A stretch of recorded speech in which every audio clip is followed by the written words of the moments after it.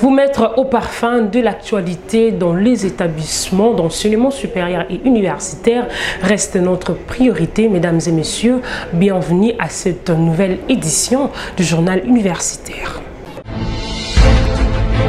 Débutons ce journal par l'ouverture de l'atelier des sensibilisations nationales de parties prenantes à l'espace sous-régional de l'enseignement supérieur et universitaire de l'Afrique de l'Est. Une activité co-organisée par le Conseil interuniversitaire de l'Afrique centrale et la Commission permanente des études et l'Université de Kinshasa. C'était le mardi dernier. Valongolo pour le reportage. C'est par le mot du ministre de l'Enseignement supérieur et universitaire Moïndo Nzangi Butondo qu'a débuté cet atelier de sensibilisation nationale des parties prenantes sur l'espace commun de l'enseignement supérieur et universitaire en Afrique de l'Est, ce mercredi 24 avril 2024 à l'Université de Kinshasa. Une initiative de l'Inter-University Council for West Africa en collaboration avec la Commission permanente des études et l'Université de Kinshasa. Comme vous le savez, nous avons adhéré à l'East African Community. Et donc nous, en tant que ministère de l'Enseignement supérieur et universitaire, nous avons voulu faire le premier pas en intégrant les conseils interuniversitaires de l'Afrique de l'Est. Nous avons conduit une grande délégation des recteurs et DG des institutions de l'Est à Kampala pour discuter de comment nous allons intégrer cette organisation, permettre, avec l'LMD que nous avons, permettre aussi la mobilité des enseignants, la mobilité des étudiants et nous permettre aussi d'être au même diapason, que nous puissions recevoir aussi des programmes d'appui de l'Afrique de l'Est de la même manière que les universités du Kenya, de la Tanzanie, de l'Ouganda et du Burundi. Et donc nous sommes très heureux de recevoir la délégation du Conseil interuniversitaire de l'Afrique de l'Est ici. Et nous avons ouvert un atelier qui va consister à des échanges constructifs entre les recteurs et les DG de la République démocratique du Congo avec la délégation du Conseil pour que nous puissions savoir la définition de notre agenda d'intégration et nous aider demain à pouvoir participer à ces programmes de l'Afrique de l'Est. Le professeur Dr Jean-Marie Kayembe, recteur de l'Université de Kinshasa et président de la conférence des chefs d'établissement de la ville-province de Kinshasa, a souhaité à ses hôtes la bienvenue. L'objectif principal de cet atelier est de sensibiliser et informer adéquatement toutes les parties prenantes de l'enseignement supérieur et universitaire, le politique, outils et initiatives élaborées en matière d'assurance qualité. Le cadre régional des qualifications et la mobilité pour faciliter l'harmonisation et la réalisation de l'espace régional commun d'enseignement supérieur en Afrique de l'Est ont expliqué respectivement le professeur Kaboulé Wetou, coordonnateur du CPE, le professeur Idriss Rey, secrétaire exécutif adjoint du Conseil interuniversitaire de l'Afrique de l'Est. Débuté ce mardi 24 avril, cet atelier sera clôturé le 26 avril 2024 à l'Université de Kinshasa en présence de recteurs et directeurs généraux des établissements universitaires du ministère de l'Enseignement supérieur et universitaire, de la RDC et autres invités des marques. S'il vous plaît. L'Université pédagogique nationale invite les scientifiques de tous bords à prendre part à la cérémonie d'ouverture solennelle de l'année doctorale 2023-2024 qui aura lieu le 2 mai 2024. Le détail dans cette annonce proposée par Georges Ndilumbi et Christian Chipamba. Sous le leadership de Madame la rectrice de l'Université pédagogique nationale, la professeure ordinaire Anastasie Massanga Mapunda, l'UPEN vous invite à prendre part à la cérémonie d'ouverture solennelle de l'année doctorale 2023-2024, le jeudi 2 mai de l'année en cours, à partir de 10 h dans un nouveau bâtiment. Le thème central, à savoir l'organisation des études du 3e cycle face aux exigences du système licence, maîtrise et doctorat en République démocratique du Congo sera développé par le professeur émérite Kaboulé Wetou Veva, secrétaire permanent de la Commission permanente des études, CPE en sigle, En outre, la gouvernance des études du 3e cycle et l'état des lieux des études du 3e cycle à l'UPEN sont les deux sous-thèmes qui seront développés par le professeur ordinaire Putubo Kenga Faustin, secrétaire général en charge de la recherche de l'UPEN, et par le directeur adjoint de la cellule d'assurance qualité de l'UPEN, professeur ordinaire Kabwika Mukulu. Sont invités à cette messe scientifique tous les candidats admis aux études du 3e cycle, les apprenants admis à la formation doctorale, leurs animateurs, doyens de faculté, chefs des départements, les membres du corps académique et d'autres scientifiques. Cordial, bienvenue à l'UPEN, la colline fertile. Le secrétaire général à l'enseignement supérieur et universitaire Pacifique Ilosio et la coordination des étudiants de la Haute École des commerces de Kinshasa interpellent le parquet général près le tribunal des grandes instances de la Gombe suite à la réquisition de biens et de vivres consignés à la dite institution universitaire. Ces biens devenus en état de décomposition exposent les étudiants à des multiples épidémies selon les rapports des experts de la division provinciale du ministère de la Santé publique, Hygiène et Prévention. Les détails avec Jordan Kabengele et Valangolo. Cette descente de M. Pacifique Ilosio, secrétaire général du ministère de l'Enseignement supérieur et universitaire de la RDC, à la Haute École des commerces de Kinshasa, en sigle, ex-IEC, c'est mardi 23 avril 2024, c'est pour faire les constats des matériels d'un restaurant dénommé Corest, coffré dans le deux salles des cours en master de OADA depuis le pro-justicia du 14 septembre 2023 du parquet général près la cour d'appel de Kinshasa-Gombe. Comme vous le constatez, il y a des odeurs nauséabondes à cause des frigos contenant des denrées alimentaires périmées qui devient un problème de santé publique pour la Haute École de commerce de Kinshasa qui dirige le professeur Edson Niusaba. Le secrétaire général de l'ESU tire la sonnette d'alarme en ces mots. Pour la Haute École de commerce, si le parquet ne continue pas et finir ce qu'ils ont commencé ici, alors, je dis bien alors, les conséquences qui s'en suivront, je n'en sais rien, mais c'est eux qui porteront cette responsabilité. Tous ces étudiants, il y a plus de 30 000 étudiants ici. Et le personnel aussi. Ajoutez-y le personnel académique, scientifique, ouvrier et autres. Tous ces gens-là, ils font quoi? Alors? Ma décision est celle, d'appeler pour la dernière fois le parquet pour venir récupérer les biens qu'ils ont consignés ici, parce que ces biens-là deviennent un danger public, un risque de maladie et de mort. Je ne vois pas ce qui les retient pour venir faire ça. Les étudiants de cet alma mater promettent de se prendre en charge si rien ne s'est fait en urgence par les autorités du pays. Justement, en fait, ça fait depuis septembre que le parquet a demandé à la Haute École de commerce de pouvoir regarder les biens qu'il a saisis d'un restaurant qu'on avait ici, Corest, qui essayait un peu de dérober à des valeurs de la Haute École de commerce. Et puis depuis un moment, depuis septembre, nous avons des vivres là-bas à l'intérieur, comme vient de le répéter le secrétaire général du ministère de l'ESU. Et nous avons constaté que ça commence à décomposer. Et qui dit décomposer dit danger à la vie humaine. En tant que coordonnatrice des étudiantes, nous ne souhaitons pas que les étudiants puissent mourir. Les étudiants payent leurs frais académiques, quittent leur toit de la maison pour venir étudier et non pour ramasser des maladies. Alors, en tant que coordonnatrice des étudiants, nous avons décidé ceci. C'était les derniers cris que nous avons décidé parce que la santé n'a pas de prix. Nous allons pouvoir demander aux autorités de faire quelque chose pour la dernière fois. La justice, ce n'est pas de notre compétence de pouvoir saisir ça. Vous avez consigné, ça a été consigné. Nous demandons aux autorités de pouvoir récupérer, en tout cas, leurs biens qu'ils ont fait saisir à la Haute École. Sinon, nous, les étudiants, nous allons nous prendre en charge parce que nous n'acceptons pas qu'un étudiant puisse tomber malade ici.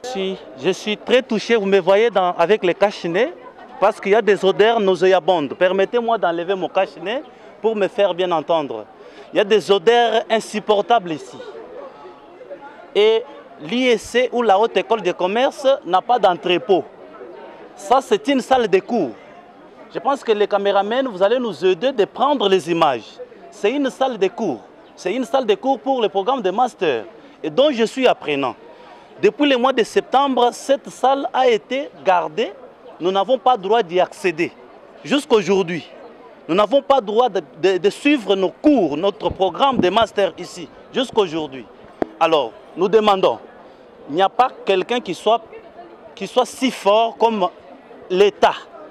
Le monsieur, soi-disant, dira-t-il qu'il a tous les magistrats de la République démocratique du Congo dans sa poche. Alors que cette image sera suivie par ceux qui font ce métier en tant que magistrats, qu'ils écoutent.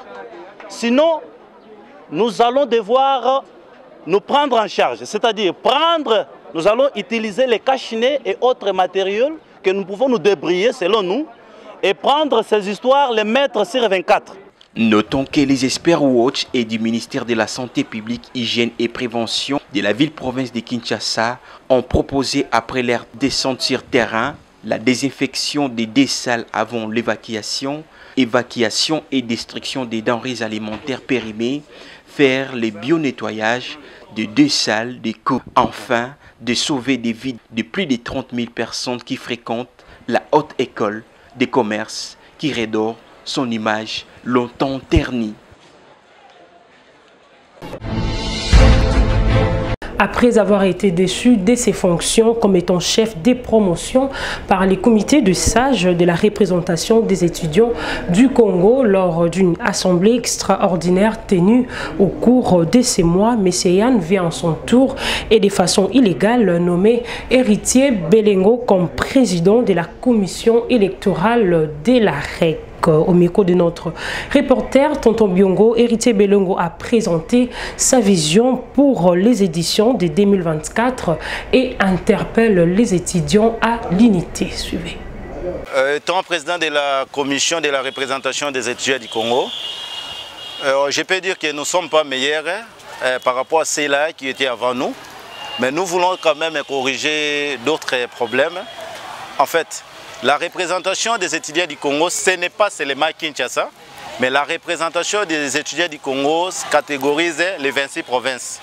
Alors nous voulons organiser les élections cette fois en sensibilisant les présidents des étudiants de chaque province de venir à Kinshasa pour qu'on puisse montrer quand même la force et l'unité de notre pays. Dans notre structure, la REC, nous avons 3 organes. Nous avons le comité directeur, nous avons le conseil des sages, nous avons l'Assemblée générale. Alors, aucune personne n'a le pouvoir de contredire la décision que l'Assemblée générale extraordinaire avait optée. En plus, la REC, c'est une famille. Je ne peux pas être là pour chercher encore à diviser la REC. Moi, je suis en train d'appeler les étudiants ou les présidents des étudiants dans toute l'étendue de la République en unité. Nous voulons faire marcher notre REC et pas de reculer encore derrière. Donc, comme nous sommes là, président de la commission, je suis en train d'insister, d'appeler l'unité au sein de la REC. Actuellement, notre structure, la REC, n'a pas les documents juridiques, c'est-à-dire les F90, ni aussi l'arrêté ministériel. Mais par rapport à notre agenda, nous allons manager pour que cette REC puisse profiter, avoir son F90 pour... Parce qu'actuellement, si je dis, la REC a seulement le statut notarié. Donc ça considère que la REC, c'est au niveau de Kinshasa seulement. Alors dans notre tour, nous allons manipuler les efforts vu l'agenda que nous avons pour que la REC puisse avoir son F90, pour que la REC puisse profiter aussi avoir son arrêté ministériel, pourquoi pas attirer aussi d'autres partenaires qui soutiennent l'AJC qui est l'ambassade de la jeunesse congolaise, de soutenir aussi la REC. N'ayant pas pris acte de la nomination d'Héritier Belengo comme président de la commission électorale de la REC, le conseil des sages de cette structure a tenu une réunion le mardi dernier au cours de laquelle il a notifié officiellement les membres de la commission électorale de la REC en vue d'organiser les élections dans les prochains jours. Volongolou pour les détails. Plus des divisions au sein de la représentation des étudiants du Congo REC en sigle. Un consensus a été pris avec tous les parties prenantes pour aboutir aux élections du comité directeur de cette structure. Voilà qui justifie la réunion de la mise en place de la commission électorale indépendante que Yann Yemomene, conseiller principal de cette structure, a nommé par son pouvoir discrétionnaire et qui sont notifiés tous, séance tenante. Article 1er. Émis sur pied une commission électorale indépendante devant piloter les processus électoraux pour élire les membres du bureau du comité directeur de la REC. Article 2e. Toutes les décisions de la commission électorale sont prises en plénière, bureau de la commission électorale et secrétariat technique. Indépendantes au regard de leur nom et fonction, les personnes ci-après. 1. Président Kanda Mubaya Chance Trésor. 2. Vice-président Mukandai Maurice. Kanda Mouba, président du CIREC, rappelle à tous les présidents des étudiants en fonction de se préparer pour ces élections. Nous venons d'être notifiés par l'organe habilité du Conseil des sages, pouvant notifier la commission électorale indépendante de cette année, pouvant organiser les élections du comité directeur, du bureau du comité directeur. Car cela, c'est un coup de sifflet qui s'annonce pour informer à l'opinion estudiantine, l'opinion tant nationale qu'internationale, que d'ici peu, nous saurons le calendrier électoral. Je peux même déjà le dire que le 1er mai, il y aura publication du calendrier électoral. Par ces mots, je lance un appel à tout président des étudiants, à tout vice-président des étudiants, de pouvoir se manifester, de pouvoir rejoindre le train de ce processus qui est déjà en vogue et qui est inarrêtable. Quelques présidents des étudiants qui ont pris part ont félicité le nouveau comité nommé et lancent un message de cohésion à tous les coordonnateurs des étudiants de la RDC. Beaucoup par rapport à ça. D'abord, il y a un sentiment de joie parce qu'il y a une commission qui va nécessairement s'en charger des élections, des échéances qui arrivent, qui se pointent à l'horizon. Nous sommes vraiment très contents étant coordonnateurs des étudiants parce que nous devons maintenant, ensemble avec les coordonnateurs des étudiants, venir auprès de la REC, venir dans cette commission pour savoir les modalités. Aujourd'hui, nous allons bien évidemment avoir des échéances qui vont se passer très bien dans de bonnes conditions. Alors je tiens sincèrement à remercier, à féliciter le comité qu'on vient de mettre en place pour les élections. Tout ce que je leur souhaite, c'est un bon vent et de bien faire les choses pour éviter qu'il y ait des tracasseries le jour J. Mais aussi, je lance aussi appel à tous les coordonnateurs, coordonnatrices des différentes institutions de bien prendre les choses en main parce que ceci nous concerne tous. Alors tous ceux qui ont des ambitions, qu'ils viennent participer à ces élections. Voilà. Cette réunion s'est clôturée dans une ambiance fraternelle. Signature de la convention de partenariat entre l'ISP Lubumbashi et l'Université de Dar es Salaam le lundi dernier à Dar es Salaam en vue d'un encadrement complémentaire des doctorants membres du personnel scientifique. Serge Mbouy pour les détails.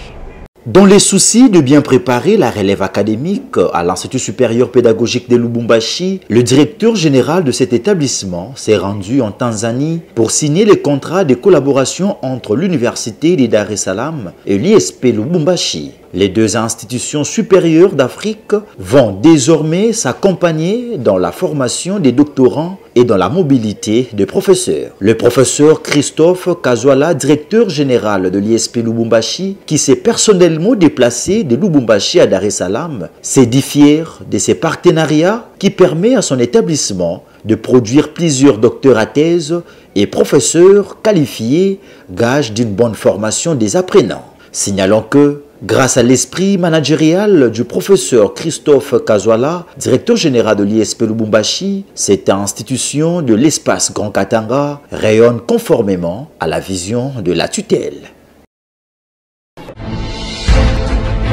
L'Institut supérieur pédagogique de Goma a organisé la deuxième journée de femmes axée sur la masculinité positive et la responsabilité de la femme. C'était le mardi dernier au complexe scolaire Ndosho. Laetitia Kapinga. Cette journée de sensibilisation de jeunes filles, étudiants et élèves de la ville de Goma sur le violon sexuel s'est présentée comme une bonne opportunité pour les intervenants, notamment le chef des travaux Sikoro Ani et Vumilia Bunairo, de mettre un accent particulier sur le genre en milieu universitaire et l'égalité professionnelle, sociale et familiale, résistance et combat. Ces dernières ont éveillé la jeunesse sur les questions de violence en leur invitant à l'apprentissage de métiers, aux études afin d'être utile dans la société. La jeune fille d'aujourd'hui doit s'élever et être capable de dénoncer toutes sortes de violences dont elle est victime, ont conclu les intervenantes. Avec l'accord du comité Butoa, l'ISP Goma s'engage à soutenir de telles initiatives en son sein de façon régulière. Avant de boucler cette édition, le corps de l'élite scientifique de l'Union des démocrates pour les progrès sociaux à travers son centre de formation a lancé le lundi dernier une session de formation certifiée en Excel avancé qui durera 2 semaines. Objectif, permettre à ses membres d'acquérir des connaissances dans les domaines de l'informatique. Suivez.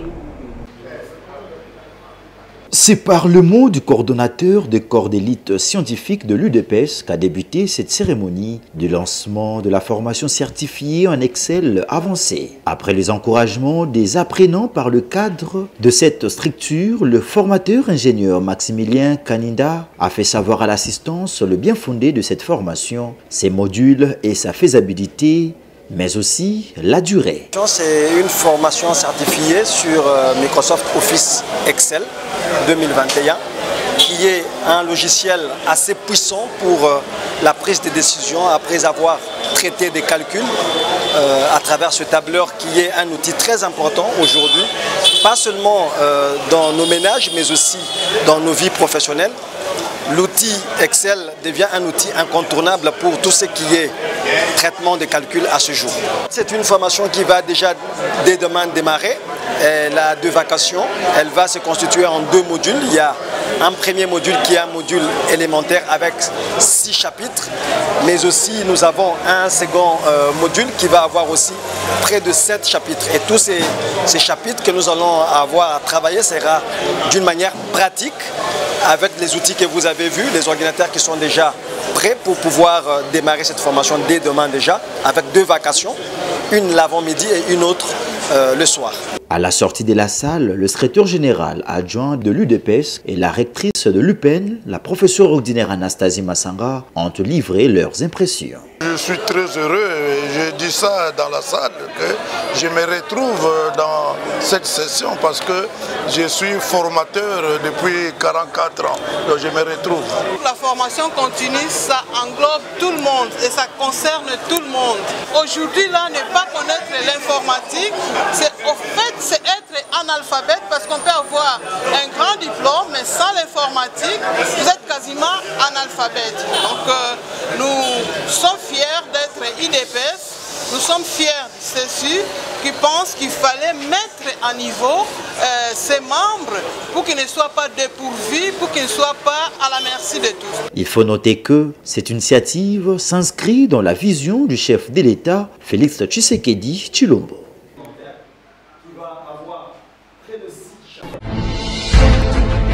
C'est ici que prend fin cette grande édition du journal universitaire, mesdames et messieurs. Si cela vous a plu, dites un grand merci à Blaise Boucha qui était derrière la caméra, réalisée par le docteur Emmanuel Lema, toujours sous la coordination de monsieur l'honorable André Mouchongo Machara. Merci également à vous, chers téléspectateurs, pour votre fidélité. Quant à moi, je vous dis au revoir.